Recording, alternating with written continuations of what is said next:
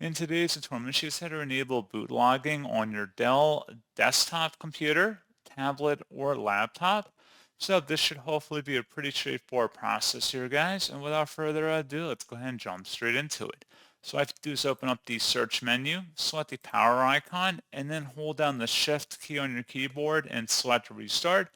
And then once it says please wait, you can release pressure on your shift button on your keyboard. Don't have to be holding anything down at this point.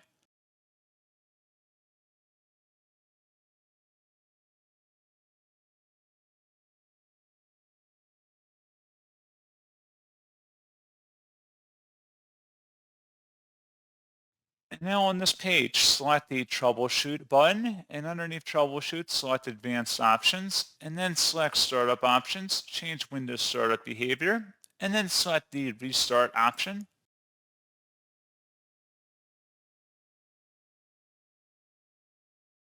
And then at this point, you can tap the F2 or Function 2 key on your keyboard in order to enable boot logging, and that's all you have to do. So pretty straightforward process, guys, and as always, thank you for watching. I do hope that I was able to help you out, and I do look forward to catching you all in the next tutorial. Goodbye.